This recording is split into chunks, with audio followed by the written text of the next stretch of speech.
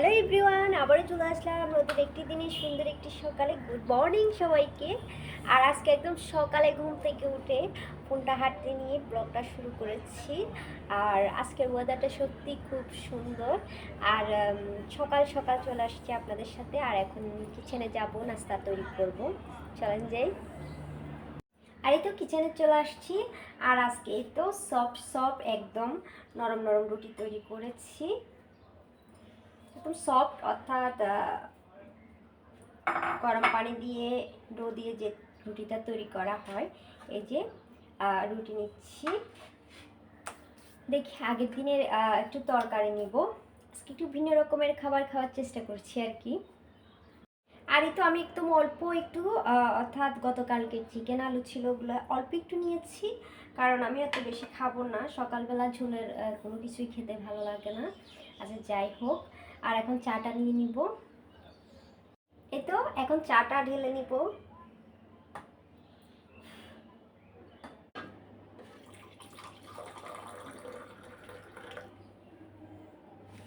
এই তো আমার সকালের নাস্তা রেডি। তাহলে চলেন নাস্তাটা করি। এই তো আমার নাস্তাটা নিয়ে চলে আসছি আমার কাঙ্ক্ষিত সেই ব্যালকনিতে। দেখেন বাইরের ওয়েদারটাও কিন্তু খুবই সুন্দর। আর এই ওয়েদারে বসে বসে সকালের নাস্তা খেতে কিন্তু আমার কাছে ভালোই লাগে। আর এই দিনের ওয়েদারটা তোর কথা তো বলে শেষ করা যাবে না, খুবই সুন্দর। দেখেন মাশাআল্লাহ, আল্লাহর সৃষ্টি কতই না সুন্দর, তাই না? আস্তে আস্তে তো শীত চলে এসেছে, তাই নিচে বসেও আবার খাওয়ার ইচ্ছে হচ্ছে না, খুবই ঠান্ডা। আর বিসমিল্লাহ। এই ঠান্ডাতে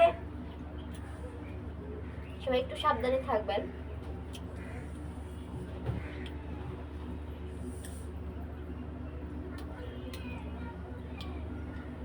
আসলে এই রুটিগুলো একদম সফট হয়। আর এই রুটিগুলো আমি সব সময় বানাই না, হঠাৎ করে বানাই। আর এই রুটিগুলো আমার শাশুড়ি মা বানাতো, তার কাছ থেকেই শিখেছি। আমার শ্বশুর কিন্তু এই রুটি ছাড়া খেতেই পারতো না।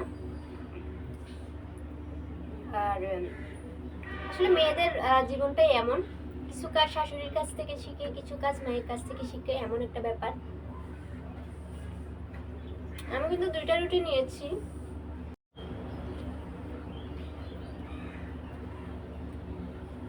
একটা কথা কি, আমি দুইটা রুটি নিয়েছি ঠিকই, কিন্তু আমি দুইটা রুটি খাবো না, কখনো না। আমি একটাই খাবো, আরেকটা রেখে দিব।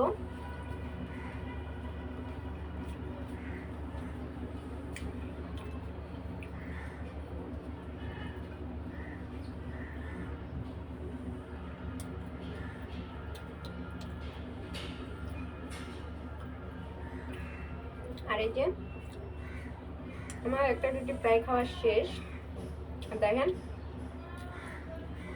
আমি আলু আর চিকেন নিয়েছি ঠিকই, কিন্তু সেগুলো আমি খেতে পারবো না।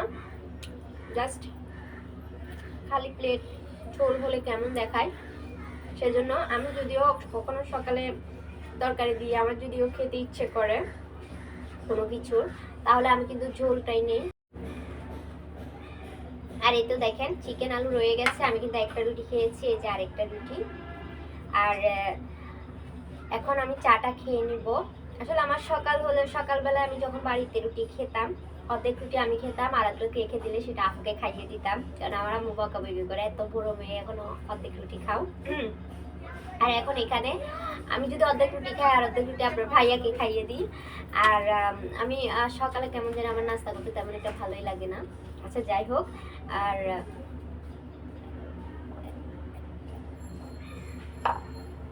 এখন এই যে আমার কাঙ্ক্ষিত চাটা।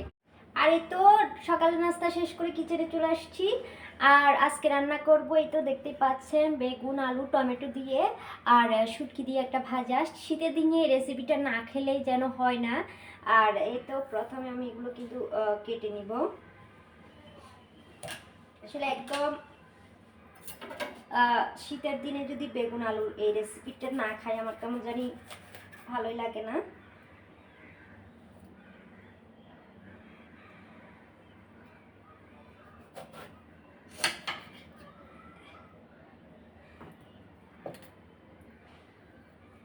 আর সর্দির কারণে ঝাল ঝাল কিছু একটা খেতে ইচ্ছে করছে, তাই ভাবলাম এই রেসিপিটার সাথে ঝাল ঝাল সব কিছু ভালো লাগবে। তো বেগুন তো পোকা থাকবেই বেগুনে, যতই দেখে শুনে আনি না কেন। যারা শীত আসার শুরুতে প্রচণ্ড রকমের সর্দিতে আক্রান্ত হন তাদের জন্য এই রেসিপিটা কিন্তু খুবই উপকারী। বেগুন এই রেসিপিটা যদিও যারা শুটকি খান না তারা শুটকিটা অ্যাভয়েড করে অর্থাৎ সরিষার তেলে রসুন কুচি দিয়ে রেসিপিটা করতে পারেন, অর্থাৎ শুটকিটা অ্যাভয়েড করতে পারেন অথবা চিংড়ি দিতে পারেন। তবে এই রেসিপির কোনো তুলনাই হয় না। আমি রেসিপিটা ভালো করার জন্য কিন্তু আরও অনেক কিছু অ্যাড করব, অর্থাৎ একটু মজা লাগার জন্য। সর্দি হলে তো আমাদের কোনো কিছুই ভালো লাগে না, এটা তো আমরা সবাই জানি। আর এই তো বেগুনটা অর্ধেকটাই পোকা হয়ে গেছে, তাই যে পরিমাণ ভালো ছিল ওই পরিমাণই নিচ্ছি। আর আমি বেশি করে টমেটো ইউজ করব। এই যে টমেটোগুলো একসাথে কেটে নিব বেগুনের সাথে।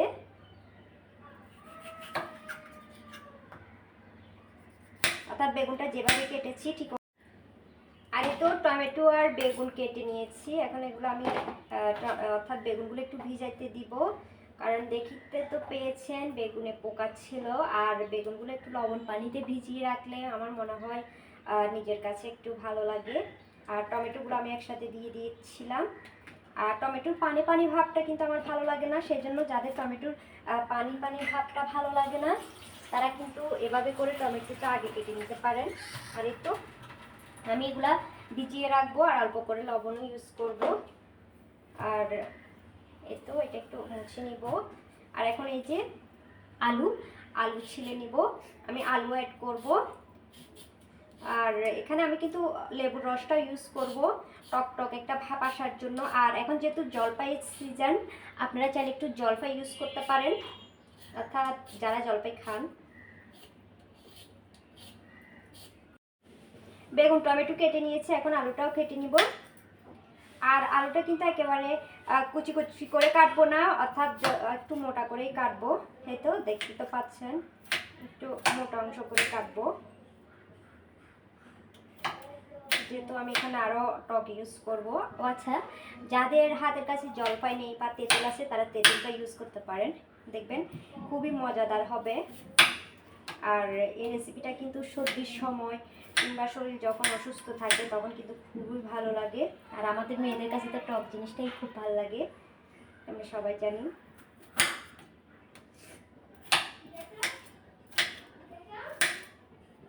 তো এভাবে সমস্ত আলুগুলো আমি কেটে নিব।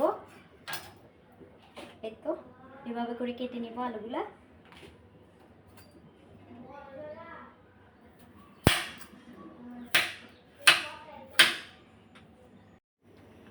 আর এই তো আলু কেটে নিয়েছি, আলুগুলো কিভাবে কেটেছি একটু মোটা করেই রেখেছি।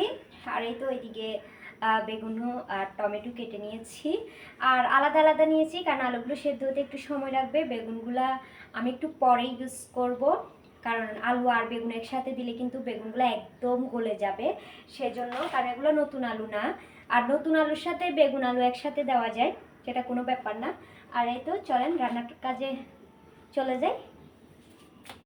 আর এই তো তেল দিয়ে নিয়েছি, তেলটা গরম হয়ে গেছে, এখন আমি রসুন কুচি দিয়ে দিচ্ছি।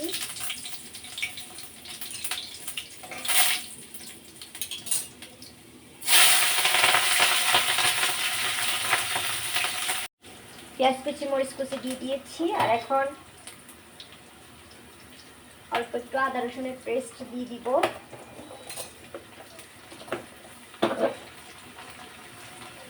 অল্প করে দিব, বেশি দিব না। আর ভাজাতে এমনিতেই দেওয়া লাগে না, তারপর আমি যেহেতু শুটকি দিয়ে রান্না করবো তাই অল্প করে দিয়েছি।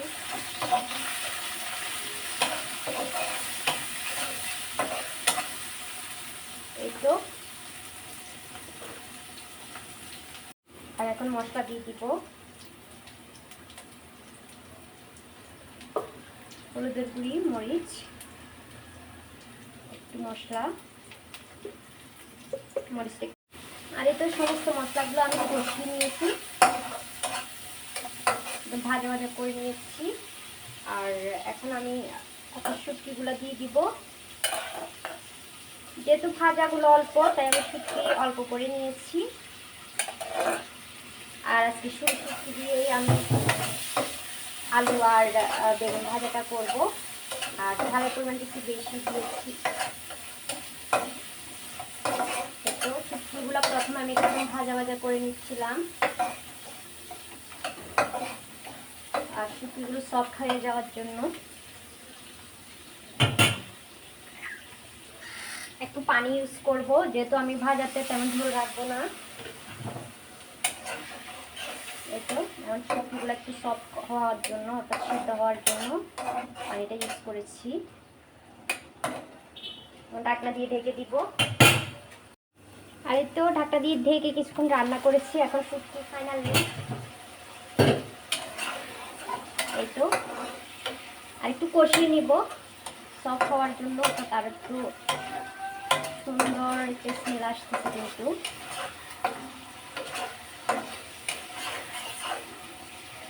আর এই তো এখন আলু দিয়ে দিব। বিসমিল্লাহ।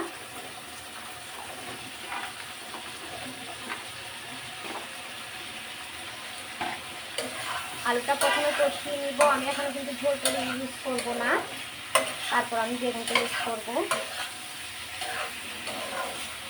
আর এখনো কিন্তু আমি টক ইউজ করিনি, টকটা একটু পরে ইউজ করবো, অর্থাৎ লেবু রসটা ইউজ করবো, লেবু না।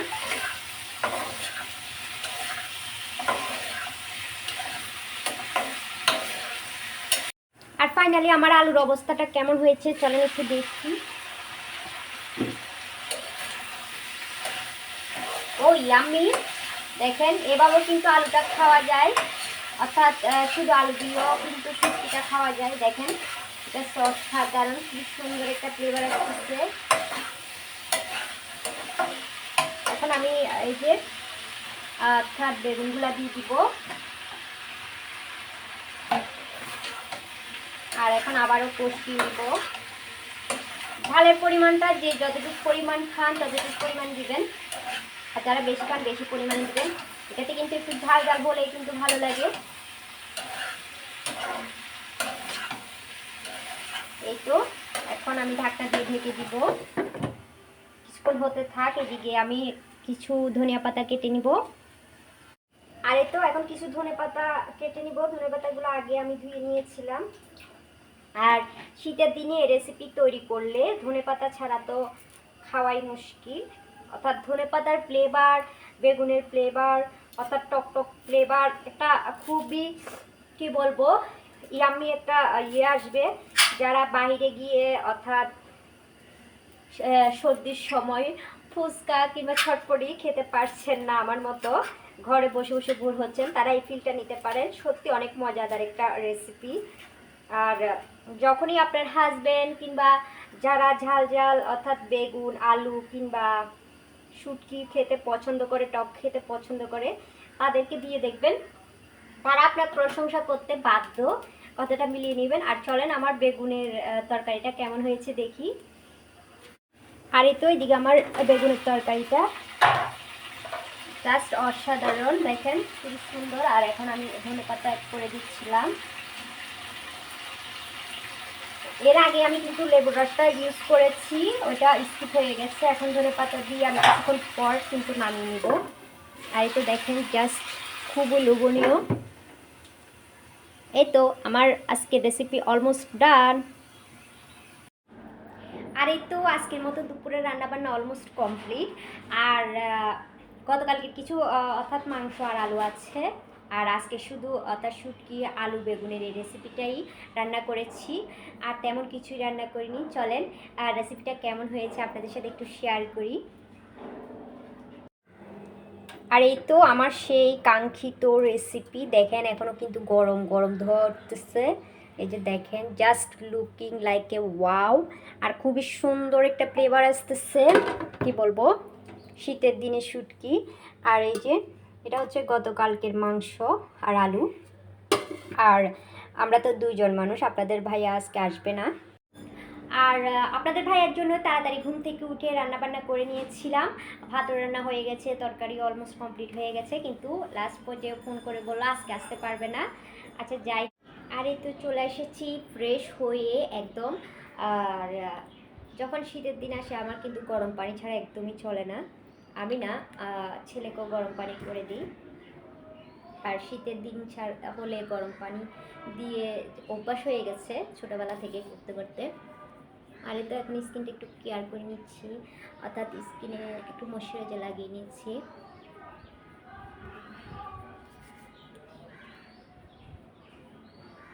শীতের দিনে স্কিনের যত্ন না নিলে কেমন জানি লাগে, স্কিনটা টান টান করে। আচ্ছা যাই হোক, আসলে আমি তেমন একটা হেভি লোশন টোশন ইউজ করি না, অর্থাৎ যেটা আমার ভালো লাগে সেটা একদম হেভি। অনেকে লোশন অনেক কিছু ইউজ করেন, এরকম কিছু না। কিন্তু আমার যেটা ভালো লাগে সেটা আমার কাছে মনে হয় কি বেশি করে লোশন ইউজ করলে সেটা আরও স্কিনে যেন অর্থাৎ ময়লা জমে। আর এই তো আমার ফেভারিট লিপ বাম। এই লিপ বামটা ছাড়া তো আমি চলতেই পারি না। এটা আমি ইউজ করতেছি আজকে অনেক দিন ধরে, কিন্তু শেষই হচ্ছে না, কি বলবো। যারা এই লিপ বাম ইউজ করেন তারা তো জানেন। দেখেন, খুবই ভালো একটা লিপ বাম। আপনি যদি স্কিনে কোনো কিছু ইউজ না করেন, এই লিপ বামটা কিন্তু ইউজ করতে পারেন। খুবই সুন্দর টেক্সচার দেয় লিপে। আপনার লিপসটা একদম ময়শ্চারাইজার করবে। আর কি বলবো, আরও খুবই সুন্দর একটি স্মুথ ভাব নিয়ে আসবে। আর এই তো আমি শীতের দিনে আমার যেন ছাড়া চলবে না।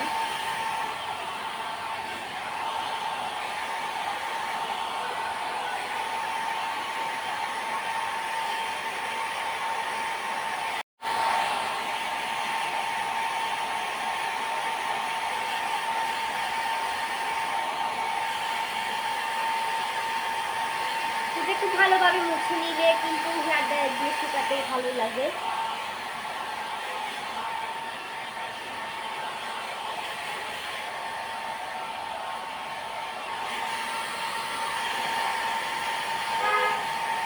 আর চুলগুলো একদম শুকিয়ে নিবে এভাবে করে।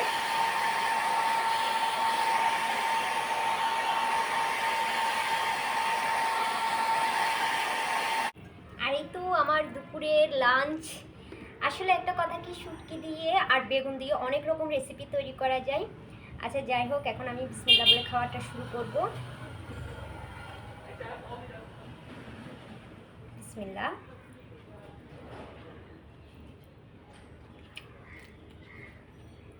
দুর্দান্ত হয়েছে, এক কথায় অসাধারণ। শুটকি লাভারদের জন্য এই রেসিপিটা জাস্ট ওয়াও। টক টক।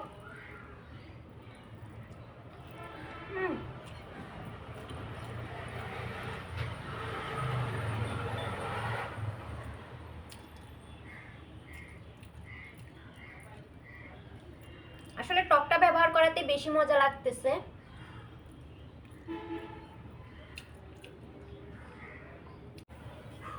আসলে এভাবে একবার ট্রাই করে দেখতে পারেন, অবশ্যই আপনাদের খুবই ভালো লাগবে যারা শুটকি কিংবা বেগুন আলু পছন্দ করেন।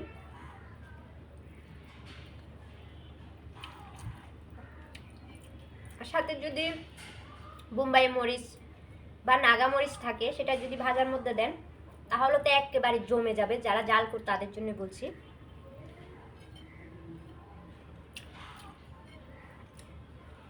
মাশাআল্লাহ, এক কথায় অসাধারণ হয়েছে।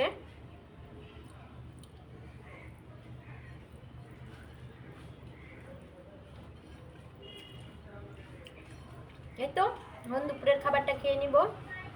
প্রিয় আপু ভাইয়েরা, যারা এখনো পর্যন্ত আমার ভিডিওতে লাইক দিতে ভুলে গিয়েছেন, প্লিজ একটা লাইক দিয়ে দিবেন। আমার ভিডিও ভালো লাগলে চ্যানেলটা সাবস্ক্রাইব করে অবশ্যই পাশে থাকবেন। আর এই তো প্রিয় আপু ভাইয়ারা, যারা এখনো পর্যন্ত আমার ভিডিওতে লাইক দিতে ভুলে গিয়েছেন, অবশ্যই লাইক দিয়ে দিবেন। আমার ভিডিও ভালো লাগলে আত্মীয় স্বজন বন্ধু বান্ধবের সাথে শেয়ার করে তাদেরকেও দেখার সুযোগ করে দিবেন। আর আমার এই রেসিপিটা ভালো লাগলে অবশ্যই ট্রাই করবেন। যারা বেশি ঝাল খেতে পছন্দ করেন কিংবা যাদের এই সিজনের সর্দির ভাব, তারা অবশ্যই এই রেসিপিটা ট্রাই করতে পারেন। অবশ্যই একটু টক ব্যবহার করলে খেতে জাস্ট অসাধারণ লাগবে। আর আজকের মতো এই পর্যন্ত। আমি খাবারটা খেয়ে নিব। আরেকটা কথা যাওয়ার আগে, কখনো খাবার অপচয় করবেন না। এমনও অনেক মানুষ আছে যারা খেতে পাচ্ছে না, তাই যতটুকু পরিমাণ খাবেন ততটুকু পরিমাণ নেবেন, প্রয়োজনে কম খাবেন, কিন্তু খাবার অপচয় কখনোই করবেন না। আর যেটাই খাবেন না কেন, মহান রাব্বুল আলামিনের কাছে অবশ্যই শুকরিয়া আদায় করবেন। হয়তো আপনার তাকদিরে যেটা ছিল সেটাই আপনি পেয়েছেন, আর আপনার তাকদিরে যদি ভালো কিছু থাকে অবশ্যই সেটা চাইলেও কেউ কেড়ে নিতে পারবে না। তাই আল্লাহর উপর ভরসা করুন। ওকে, আল্লাহ হাফেজ।